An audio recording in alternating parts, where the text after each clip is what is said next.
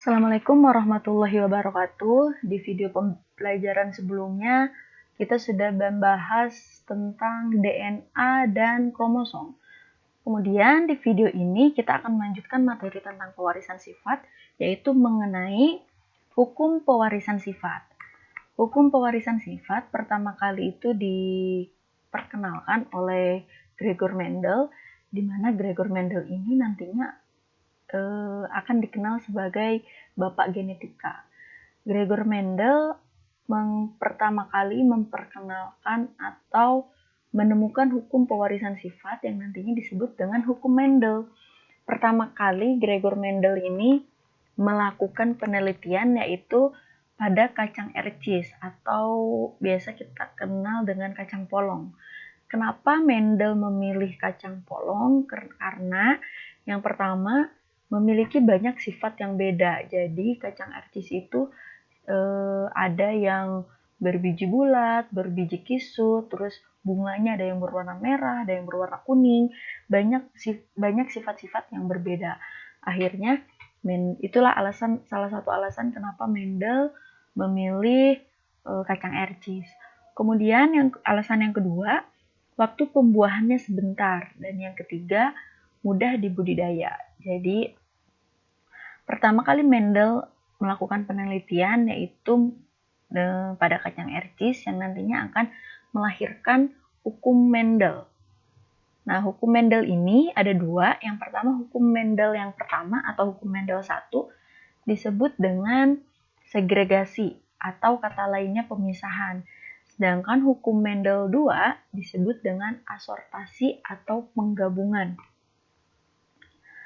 Hukum Mendel 1 berbunyi, pasangan alel pada induk akan memisah secara bebas. Ya, sedangkan hukum Mendel yang kedua yaitu alel dari kedua induk akan bergabung sehingga terbentuklah sifat keturunan hasil perpaduan dari gen induknya. Apa sih maksudnya? Jadi hukum Mendel pertama intinya itu adalah pemisahan, sedangkan hukum yang Mendel yang kedua itu intinya adalah penggabungan. Maksudnya seperti ini. Ini adalah pasangan alel T besar T kecil. T besar T kecil ini merupakan pasangan alel pada induk betina. Ya. Nah, pasangan alel ini jika mengikuti hukum Mendel pertama akan terpisah.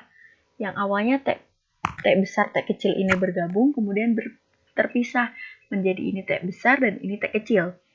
Sama halnya dengan induk jantan. Induk jantan juga misalkan pasangan alelnya ini T besar T kecil akan memisah ini T besar, ini T kecil ya. Jadi hukum Mendel pertama yaitu yang segregasi atau pemisahan di mana pasangan alel itu pasti akan selalu memisah secara bebas. Yang awalnya bergabung menjadi terpisah. Kemudian hukum Mendel yang kedua yaitu penggabungan antara perpaduan gen induknya, baik itu induk betina maupun jantan. Jadi kan ini alelnya sudah terpisah, kemudian akan tergabung antara alel betina dengan alel jantan. Contohnya ini T besar dengan T besar bergabung menjadi T besar dan T besar. Kemudian T besar bergabung dengan T kecil, sehingga menghasilkan pasangan alel T besar T kecil.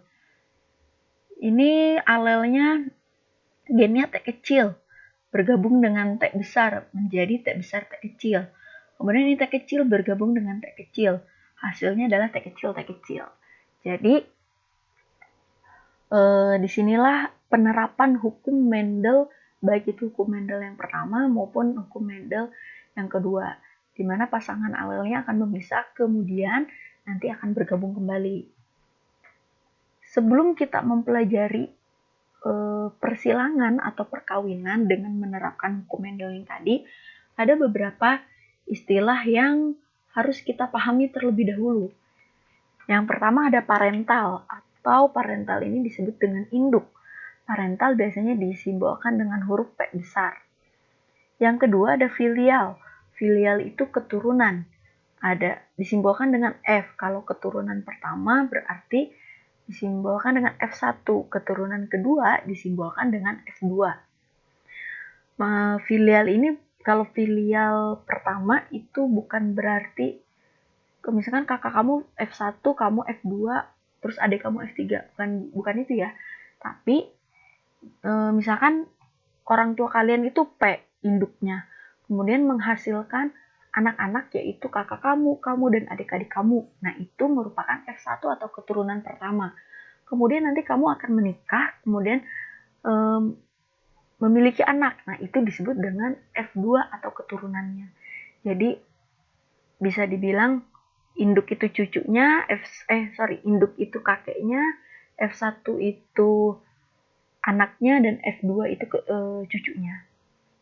Nah, biasanya seperti ini. Ini induk. P1 disilangkan atau dikawinkan dengan P juga, ya. Kemudian setelah disilangkan akan menghasilkan keturunan yang pertama yaitu F1.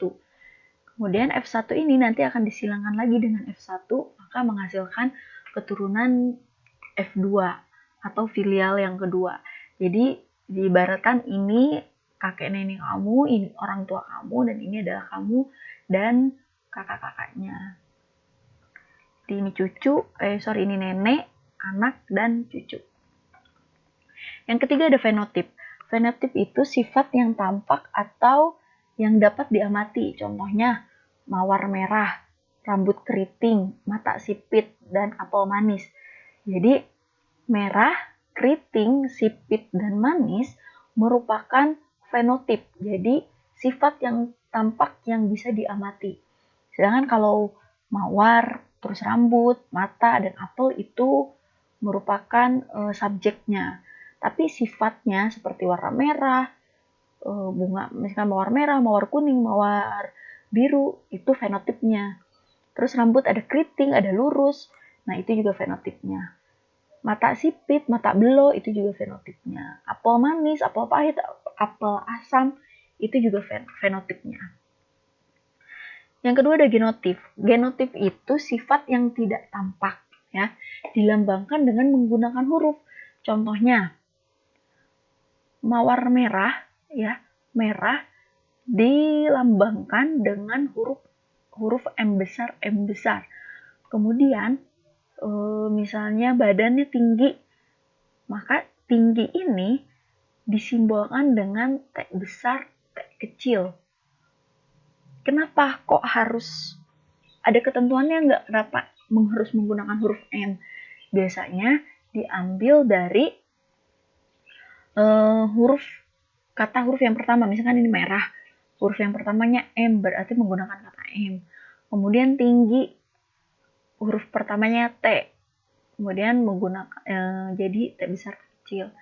Nah, sebenarnya bisa aja dirubah huruf-hurufnya, misalkan mau pakai A, pakai B, itu nggak masalah.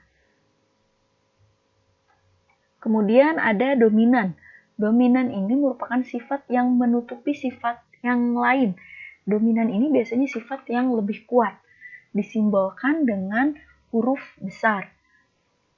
Kemudian kebalikan dari dominan ada resesif. Resesif ini sifat yang ditutupi sifat lain. Sifatnya ini lebih lemah dibandingkan dengan dominan, disimbolkan dengan huruf kecil. Jadi dominan ini dia sifatnya lebih kuat, dan resesif ini kebalikannya, sifatnya lebih lemah. Jadi sifat resesif pasti akan tertutupi oleh sifat yang dominan. Maksudnya seperti ini. Misalnya bunga berwarna merah disimbolkan dengan huruf M besar. Kemudian bunga berwarna putih disimbolkan dengan M kecil.